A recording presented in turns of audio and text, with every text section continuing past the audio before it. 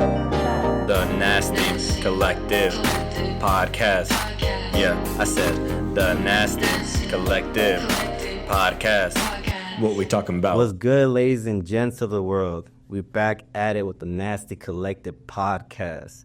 And we out here with a special guest, man. Y'all don't even know. We out here with a special guest today. And I want to let him introduce, himself to y'all. The man of the hour, Snake Lucci, man. How you doing? Doing good, man. Hey, Fantastic. that's what's up. Yeah, you come all the way from the O, right? What is it that you do? What is it that you're out here, about? I got a show tonight at Whiskey Dicks. Let me see. It's called Holidays Hidden Rips Tour with Stack Styles, Danny Diablo, and DRP. Since you're going to be performing tonight, what is it that you, perform? Well, this is going to be a mixed genre, so I got some rock songs, some rap songs, and mixed genre, kind of both, a little bit of both. Yeah, because you're a rapper, at least from, what we have seen on my side of the thing where, I'm a really rap-influenced person. So I've been seeing you, go crazy with them bars, But then out of nowhere, you just see yourself over here with the rock stars as well, and, you're rocking it out for real. Yeah. So it's really nice to see, the diversity of, your style and how you can change up your music right there for real. Appreciate it, man. Yeah, so, when it comes to music, when it comes to making all this stuff, where do you even start with you? It just comes from what I like to listen to, and just is influenced by who I came up listening to. And with the rock stuff, I always was careful about how much I put into my rap, because I felt like if it's too much rock, the rap, I was too worried about if rap fans will even fuck with it. But then I was just like, you know what? People were telling me as I'm doing shows, as I sprinkle more and more into it, more metal, they're like, hey, man, you need to do a full rock track. So I did that with Metal Chopper. I mean, it had some bars in it, but it's mostly metal. And then from there, Parasite, then Drowning, and then that's when Puppets and Pills, Clouds Are Alive, all that stuff started coming about. And how's it feel now that those are out, and how's the reception? I mean, shit, it's a big response with those tracks. Some of those are doing better than whole albums. So it's just out of nowhere. It's just a different. It's just another genre. Yeah, because and to be honest, when it really comes down to it, when it comes to rap and rock and roll, they kind of do go hand in hand a little bit as well. Run DMC with Aerosmith, was it? Yes, you know what I mean. You could really mix in the two, and it could just really sound badass. So I'm all for it as well. When I saw you out there compared to the other artists on the stage the first time I seen you, which was also at Whiskey Dicks, shout out. Yeah, it was a different vibe, and it was dope as fuck. So I really like that about you. And one thing that I heard from another podcast that you've done or interview is that somewhere along the line you started doing rap because of a rap battle. Yeah. What'd that rap battle kind of look like? Man, we were kids. It was actually at ISO's house, and we were youngsters, and it was his sister's birthday, and it was just a little playful battle. But it was I went into it thinking I was about to bar out, and then all of a sudden I was just stumbling and fumbling to where his mom was like, all right, Mario, it's done. She cut it off, all right, he's had enough. But I was like, I ain't never going to let that happen again. And that's when I just had a song where I wrote and just kept it on deck. If that happens again, which never happened. I never got in a battle where I needed to use it. Yeah. But that had me format a song, and then I started just writing more songs. And finally it was like, well, why don't I just put an album together? So I got two questions on what you just said there. And I'm glad that you touched up on this here. You said you have this one song that you had ready, right? Yeah. That was my that was my wonder. What was that song? What was? Man, I don't even remember. But you just had it ready to go, huh? Yeah, something I wrote and it was just ready. Damn, what it be to listen to that? I ain't gonna lie. I'm I wonder what the secret weapon. Oh man, no, for sure. And then you talk about when you started rapping, when you started writing after that. Yeah. I heard something on that same interview. I forget who it was, but shout out them for real.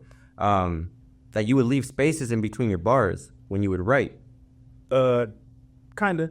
Is that I have a way that I write. It's kind of different where the way I space bars out. I count bars I write it on a piece of paper. I wish I brought one with me. Yeah. But it's almost like a football play. You see the arrows and stuff, and each one means a certain amount of time and spaces or a zigzag under it. It'll be, okay, say this faster. And only I would be able to decipher. You see the words, but if you're reading it, you wouldn't know how where they go and where the spaces go. So that's what I'm talking about.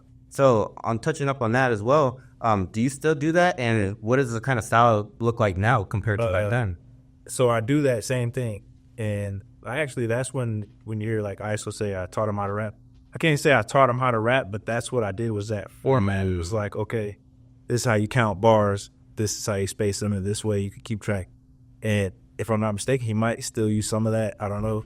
But it's just good at spacing to let you know where to stop at, how you said it this way. So if you read it tomorrow, you remember exactly how it went. You can say a word 1 second later the next day, and it's not going to sound the same as you wrote it. So it lets you know where those spaces are, right, like that. Even like taking your time with it a little more too, really how you said deciphering it. No, I could definitely see how that could advance your rapping ability for sure. Even just not even rapping, but just music in general, right? And I play the beat or the tempo in mind slower in my mind, so I write it slower, so I catch each pocket, each space. Like it's almost like a math problem. Yeah, like I can relate a little bit to that because as a filmer, I could see. Like when someone gives me an idea, I can almost like close my eyes and just see like this whole movie already playing out. Yeah. And I'm like, okay, that's the direction we can go with, So I could see exactly what you're saying there. And I think it might be like an artist kind of thing. Yeah. Or not even just artistry, but just like solving problems in your head, right? Like figuring it all out and mapping it out. That's perfect. No, for sure. So when it does come to like your music, what has influenced or what has changed throughout the time from the beginning on like one of your first songs, like Acid Spit, compared to nowadays?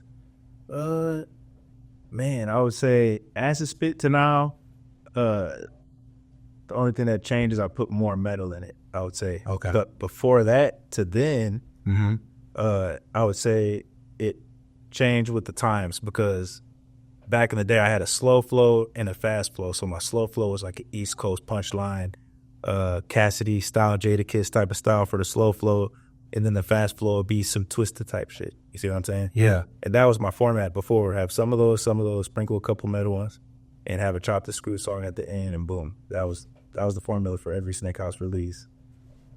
Yeah, and then like you also had the music videos going on and everything too. How involved were you on like the visuals as far as the music videos go? A lot. Okay. Yeah.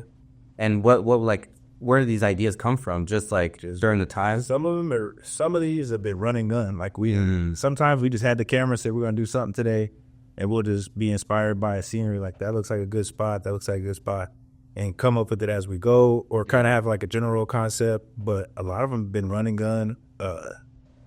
A couple of them we had some concept ones like Drug Lord, where me and Cash, shout out to Cash Gang. Shout out. Yeah. We sat up, it kind of came up with the concept, and that was kind of like a storyline where at the end I'm getting robbed, and it's just showing basically everybody want to be a drug lord, but they look at the positive but not the negative that can happen.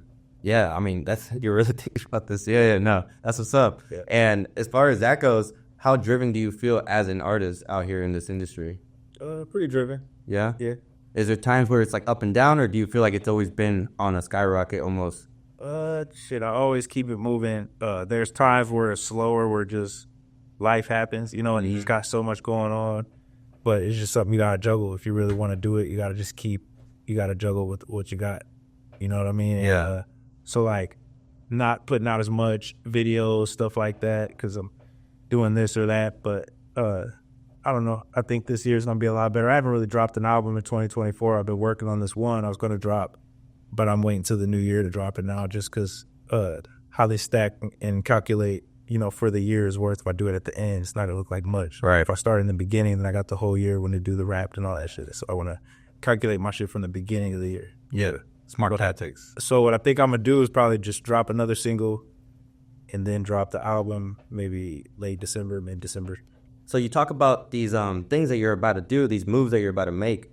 What are some achievements and goals that you are looking forward to or set up for yourself here in the future?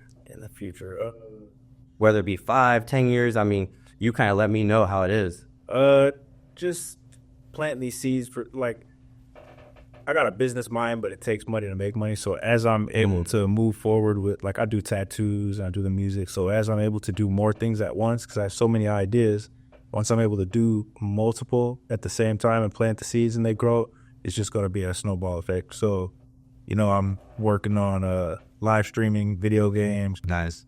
skate video, the rock album, and then double it back with the rap album produced by ISO. So we're working on that right now. A couple tracks for his album. I just finished a couple features for his album. Going crazy. So it's a lot going on this year. We got a website, new website going up. We got the new Be Well website going up. Yeah, that's what's up. Just a lot of shit. Yeah. So how do you feel right now in this part of your career? Feeling good. I feel like I had a slow year because I didn't drop an album. So I feel like I'm anxious about this album and dropping it and just kicking back and letting it do what it does. Yeah. One thing I've recently saw that you were included in and dropped, I don't think it was your song. I think you were featured in it, but Fear and Loathing, about like, what, 3 days ago? You can watch it, yeah. Yeah. Oh, yeah, we tapped in. So on that video there, it's a pretty trippy video, you know, obviously by the title as well, like you get the vibe. But in your bar specifically, you talk about taking shrooms. Yeah. Do you mind telling me maybe like the first time you taking shrooms? Like how's that have any effect on you there? I got some shroom stories, man. I'm trying not to take up the whole I know what you mean. Yeah, no. Man, I've done them, I'd say about a couple handful of times, scattered out. It's not something that I would recommend someone do on the regular, you know what I'm saying? I've seen there's people who don't come out of trips, you know, right? And then at the other side of it, you see like they talk of medical, like microdosing is healthy for people. I don't know, you know. But anyways, me personally, I've done it a couple handful of times. Seen visuals a few times from a few really good ones. But more recently, man, there's this one called Enigma, and it's like a mutated version of the regular shrooms, and it's like a whole different thing. It looks different. Like Google it. If you get a chance, look up Enigma mushrooms or mutating. It's what it was they took it in the lab, mutated it, and then put it out there. So it's like man-mutated shroom. Anyways. Right. And the trip is totally different, man. This shit was just a nightmare / paradise. Like, it was crazy. It was like a fucking Mario Kart nightmare, but bright colors. It was crazy. So did you feel like out of that trip, was it a good trip? It was a great trip. It was a good trip, but I didn't expect to do it because, see, it's a crazy story. So I'm doing a tattoo, and someone was making some tea, just like the video, actually. Somebody was making some tea out of the Enigma, and like toward the end of the tat, they're like, try this. I take a little sip just to taste the flavor. I'm not expecting it to trip me out or nothing. I wasn't really planning the trip. I was there to do a tat. I tasted it to see what it tastes like. I didn't think I was going to feel that. It's barely, I'm talking about a baby sip. Yeah. I hop in the car and leave, dude, and this shit hit me like a ton of bricks. I'm talking about, oh, damn. And a thunderstorm just started right as this happened. So, like, the sun shining, the thunder, lightning, the rain, the light flashing off the water. It was just trippy. It looked like Rainbow Road on fucking Mario Kart. So yeah. Shit. And even on shrooms, like, sometimes you don't even see visuals at all. Like, it's just more like a body high. Yeah, it just depends. So is that right? In the beginning of doing shrooms, I had that a lot, and it was like maybe they weren't strong enough or not. But I started getting a hold of some really good ones, and I was seeing visuals. Oh yeah, like I saw The Grudge, the movie The Grudge, in theater. Oh no! Oh, you're a different kind for sure. I had to take a piss, and you know the stairs going up. Yeah. So I'm trip off the stairs. I trip, and I look back at the screen. And the chick's coming down with the bag and climbing down the stairs, but it's 3D because I fell. Oh, and I'm climbing up the stairs, but it looks 3D like I'm climbing down and she's climbing down behind me. So I'm like, oh, shit. Oh, it man. was a trip, dude. It was nuts. Yeah. I'm going to be real. Usually on a trip, you would be like, let me stay away from some scary shit. Yeah. No, you're right there, right? Huh? I try to have bad trips on purpose and then pull myself out of them. So. Okay. And why do you feel like that is? Just adventure, because I know it's not real, so I just get into it, but make sure I can get out of it. Yeah, that's that strong mindset. That's where it really comes to play right there, you know? And is that the only kind of like psychedelics that you have experimented with, or? And like I said at the end of that video, they were talking about DMT. I did the little cart one time and didn't feel nothing, but it wasn't because the cart wasn't good, because the people that were there and did it were tripping like crazy, and nothing happened.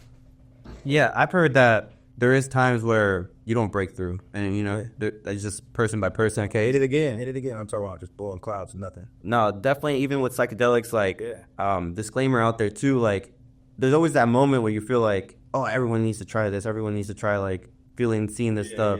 But then you realize that it's not for everybody. And then there is a point where you have to decipher reality and Exactly. it's like you know, that psychedelic vibe, you know. Some people don't want to give that shit up, and that's where it gets scary, you know. I've seen that. That's why I talk about it. But no, when I feel like therapy wise, like it could, you know, help people get out of like PTSD and certain things like that, or just, you know, cope with it as well. I've heard studies with shrooms as well with that. But yeah, that's really cool that, you know, you guys made that video, because even that video right there, I know it's gonna be a trip if you're on psychedelics and you watch that video for sure. No, that's cool as fuck. How'd that video go down? You were in what, Las Vegas? Oh, so check it out. I was supposed to actually go out there with him, right? Yeah. And then I ended up not making it out there. So he shot Oh, most of it there, and then I went to Kansas City to shoot the rest with him, and then we mashed it together. So it worked out. Yeah, he was amazing. Yes, it worked out perfectly well. I think the video looked badass, songs badass. Yeah, like I came up with the idea with the Fremont Street, and like we were talking about it, and I was really planning to make it, but I couldn't make it. I was like, shit, just shoot that shit on Fremont, and that shit's gonna be like, because it's got that, you know, that lit up LED thing on the top and everything, so it's like There's a lot of lights. graphics already. Yeah, and the visuals, visual edits, were clean with it too. Yeah. A couple people we have, or a person that you have mentioned throughout this interview, I want to touch base on a little bit as well. King ISO, man. What is the relation between you and King ISO? And also, like, touch up on Table of the Truth too, because shout out both of them, you know? Shit, I'm cool with them. We do music. Just got off the phone with ISO a little bit earlier. Shit, I've known him since he was a kid. I met Table a little bit later. We brought him around. I met him at the studio at his dad's house a long time ago. And before I went to the joint, when I had Snake House Records going before I went in, they both were part of Snake House Records. So as they branched out, grew, you know what I'm saying? They still were shouting out Snake House Records when I touched down. Yeah, and so they just showed love back, and it was dope. Yeah, so, you know, they still throw alley-oops and shit, pop up and shit, and check on me, what I'm doing and shit. So Yeah, because the first time I've seen you was with King ISO. You guys were touring together. yeah. I think, actually, is it Group therapy tour? No. I think, actually, I saw you just coming down to Whiskey Dicks. I forgot what it was. I remember one of the times old boy from Israel pulled up, but I think that might have been the second time. Okay. Right, Pashoot. Yeah. Yeah, for sure. Shout out Pashoot, for real. How's he doing? Do you know? Yeah, he wants to come back out here and do a Yeah? show again. Yeah. Oh, yeah. No, I got his shirt still. Oh, He gave me one of his shirts. Hey, he's on some flat earth shit, dude. He's got bread, man, because he's flying around just for fun to see if the earth is flat. Like, he's like, oh, I just went to Ukraine, and then I just went to here or there. I'm like, damn, dude, that's crazy. When Pashoot was here in town, I shot a whole documentary with him. Yeah. It was a badass time. Yeah. We were all talking, you know. He put me in on his culture, and he just had a lot to say. He's super deep in, like, the politics, Yeah. and he's been in, like, Right. I think he was in the military down there, but another country. I can't remember where. It was somewhere in the Middle East. He was in he was riding a tank. Damn. He's lived a full life. Yeah. Yeah. That's why it's so hard to keep up with everything he's about, because he's about so much. Yeah. You know what I mean? Shout out that guy. Damn, I haven't thought about it in a minute. Pashoot Harris thing, right? I think that's his name. Yeah. Shout out, man, for real.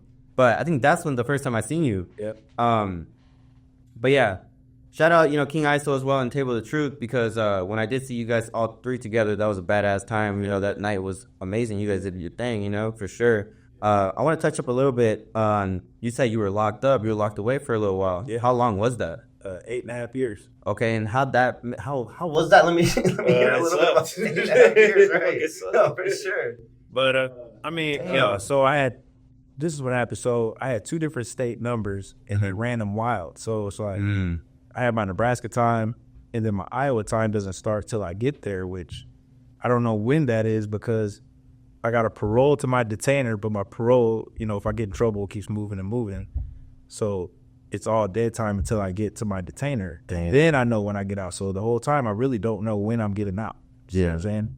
So I did 5 years of some change in Nebraska. Or no, I did 3 years of some change in NSP from 08 to mid 2011. And 2011 to 2017, I was in Iowa doing my Iowa time. Oh, shit. Yeah. Oh, man. Yeah, that sounds rough. I'm not going to lie to you. So did that have any effect as far as, like, obviously, right, it had some effect, but as far as your music goes, like... Not really. I mean, it kind of affected me writing music while I was in, because I was trying to keep up with that, but I was like, on survival mode too, and the daily politics. I mean, I wake up to the politics, and there's like that took up 100% of the time. Yeah. It was hard to focus and write music for me, at least. I mean, certain times I was able to, but there was big hiatuses write music, because that was like the last thing. I was like, I'll come back to it. Like, okay, I know how to do it, so I know I can come back to that later. We're right now. This. Did you did it take a little while to get accustomed back to like every day? When I got out, yeah. Like it took a few years to realize I'm really out. You know what I mean? It was just a trip, because I just look around and just my day is going, but I'm just looking around like I'm really out here. Yeah, so it was a trip. Do you feel like it gave you a little more appreciation for like everyday life? Yeah. Oh yeah. Oh, sure. Nice. Yeah. No, I can't even imagine. I'll be honest with you. So like, I feel like, you know, it like while we're talking about the mindset with the shrooms, like it takes a lot of mind control to like be who you are right now for real, you know? And I think that's one thing that like someone just can't take away from you, right? That's like one of the biggest accomplishments you can have as a person, right? Just being in control of like how you think, what you think. And it's like, there's a thing where it's like, if you have a negative thought and you have it in your brain, it'll build more and more and more. Yeah. But if you can kill that thought, then you'll be just fine, right? At least for that moment. Absolutely. So I want to wrap it up here, because I do want you to get to your sound check as well. So one last question that I have for you here is, what advice can you give to the everyday person out there that either is trying to make it in the music industry or just trying to be an artist in general, you know? Give the people a little bit of Snake Records wisdom here. Snake House Records. Okay. So give people a little bit of Snake House Record wisdom here, man. I would just say stick with it. Never let nobody say you can't do it. The longer you do something, the better you'll get at it. Make the right connections. Don't mix too much friendship and business, and just keep an eye out just for bullshit. You know what I mean? There's some bullshit that comes with it sometimes too, and some shit could get discouraging. You just got to stick with it and stand on it, and shit, something will come of it. Hey, man, and it's just like that, you know? He said it best. I think you could take a lot out of listening to what you have to say about your life, and then just even listening to your music. There's a lot in there that I feel like people could relate to as well. But yeah, man, I appreciate y'all being here, watching this interview, and I appreciate you being here specifically, you know, taking the time out of your day, especially you about to go work right now too. So for real, appreciate that. But that's the Nasty Collective podcast, man, and we wish y'all a great ass day. We out. Those.